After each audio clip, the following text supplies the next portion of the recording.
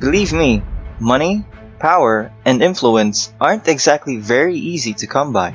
It takes time, effort, and a healthy amount of under the table dealings to achieve these things. Or, if you're lucky enough, you'll be born into a family that already has managed to accumulate insane amounts of money, power, and influence over the centuries.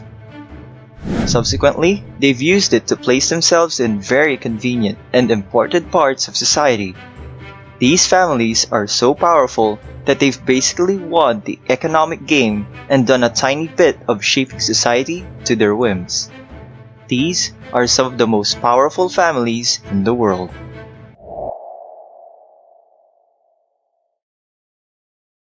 If you know anything about conspiracy theories, then you've certainly heard about the Rothschild family. From the wildest to the most plausible, one way or the other, the Rothschilds had something to do with it. I mean, if the first page of Google is to be believed, the Rothschilds have done everything. From controlling every central bank in the world to even controlling the weather. With an insane combined net worth of $400 billion, who are the Rothschilds really? Alien emissaries? Or just some incredibly rich people? Well, what they are is an international banking and finance dynasty of German descent. They rose to international prominence in the early 18th century and subsequently established operations all across Europe. They were even elevated to nobility by the Austrian government. So yes, they are just incredibly wealthy, but you probably guessed that.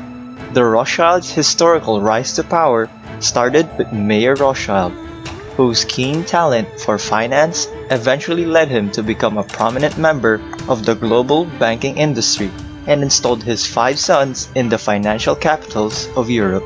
They successfully adapted to the Industrial Revolution during a rise in economic growth throughout Europe, landing themselves an oligopolistic position in the world trade of oil and metals. The Rothschilds were so powerful that they could loan money to entire countries. Their clientele wasn't your everyday wealthy lord. No, they were out there loaning billions to entire governments. In 1825, they supplied enough coin to the Bank of England to avert a market liquidity crisis. They granted loans to France after its defeat by Prussia, and they granted a £4 million loan to the British government after just being asked a few hours prior. They were simply put, just rolling in that money. These days, the family has taken a more low-key approach to being a financial superpower while spending their wealth by donating vast quantities of art to charity and generally avoiding conspicuous displays of wealth, especially after their surrealist party back in the 70s that'll haunt my dreams forever. The Rothschild family is without a doubt extremely powerful, influential, and cloaked in mystery. Hence, all the conspiracy theories. But whether or not they're responsible for the assassination of JFK or are fighting against climate change is for the conspiracy theorists to decide. The Windsor Family. The Windsor family, quite possibly one of the most popular and most influential groups of royals in the entire world. With family branches that have stretched all across Europe, an influence that quite literally stretches the entire globe. If that doesn't make you want to find your own Windsor heir to marry, wait till you find out just how wealthy the latest generation of British royalty is. Prince William and Kate Middleton's 3 kids, George, Charlotte, and Louise, aren't just living a life of unparalleled luxury, they're making bank too. Prince George is already worth $2.8 billion, and his sister Charlotte is worth $4.3 billion. They're already making 10 digits, and neither of them is 10. Simply mind-blowing. The Windsors aren't just sitting at the top of a country with a GDP of $2.7 trillion. Their influence spreads far beyond Scotland, Northern Ireland, Wales, and England, reaching every continent on Earth. Yes, including Antarctica. Some of these countries include the South Pacific island of Tanna, where the Duke of Edinburgh was considered a literal god, and Canada, where the portrait of Queen Elizabeth is featured on their $20 bill.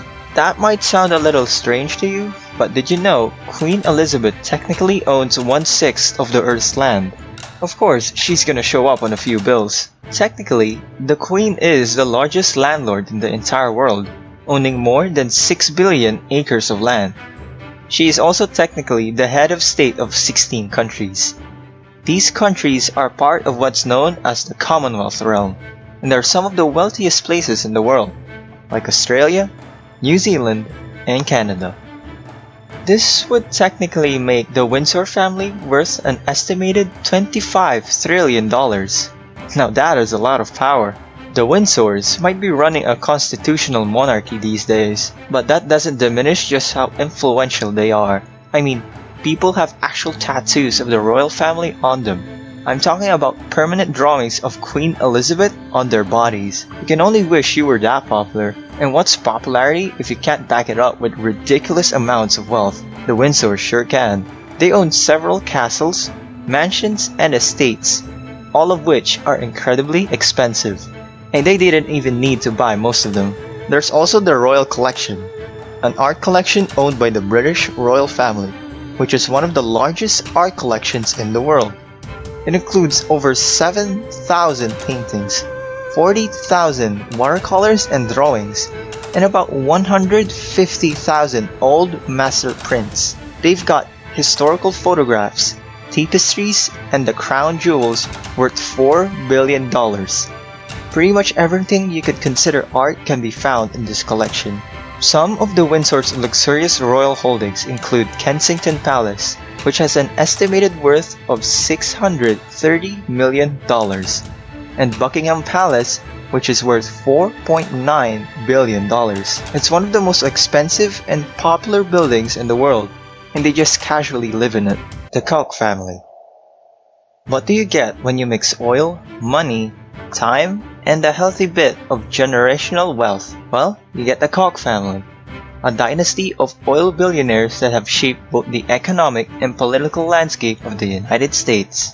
With a current worth of $100 billion, the Koch family started their rise to power with a company that had a mouthful for a name. It was originally called the Wood River Oil and Refining Company, until it was thankfully renamed to Koch Industries in honor of Fred Koch, one of its earliest members.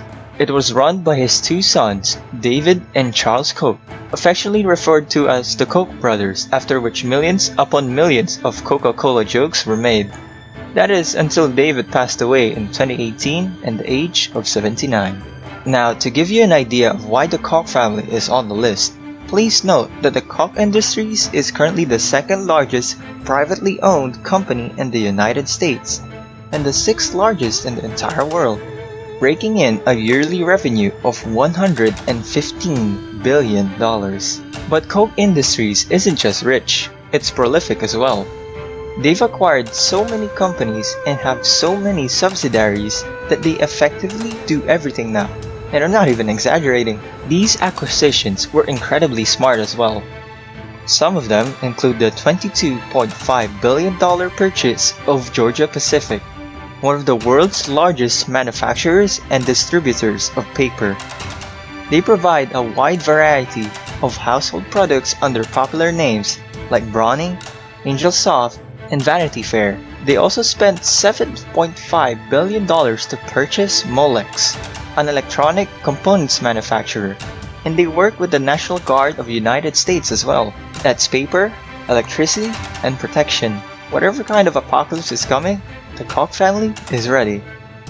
Not only are they wealthy, but they also invest a non-insignificant amount of their wealth into making sure the political landscape of the country is exactly the way they want it. It turns out, you don't have to be royalty or hold any political office to get a few politicians to speak your language. If there's one thing the Koch family is really passionate about, it's real estate. They purchased a multi-billion-dollar, 63-story, 4,000-unit hotel and casino on the Las Vegas Strip, and that was just the start. They plan to buy more hotels and hospitality assets. At this point, they're just trying to fill a bingo card of industries they can take over. Here's a family so powerful they have an insane net worth of $169.7 billion and own a corporation so massive it has a net worth larger than some countries' GDP. Yet nobody really talks about them. You know what a Walmart is? I know what a Walmart is. We've all seen the memes. But did you know that there are approximately 10 Walmart stores in 24 countries worldwide, which employ about 2.2 million people? Well, I certainly didn't. Walmart was founded by Sam Walton in 1962. Over the years, it eventually grew into the world's largest company by revenue, earning over $540 billion, consequently turning the Waltons into the richest family in the United States. Let me tell you, Walmart is so powerful, its very existence in a community is enough to destroy whatever competition stands in its way. If a Walmart opens up in a small town, about half its retail trade will be gone in a few years. Fell to the feet of this retail giant. Naturally, Walmart's customer size is frankly ridiculous, thanks to its low prices and wide range of products. It appeals to virtually everybody and serves approximately 220 million customers every week. The Waltons have had more than one successful venture though. You don't get over $100 billion by being a one-trick pony after all. One of these ventures was known as Sam's Club, a chain of warehouse clubs that sold groceries and general merchandise.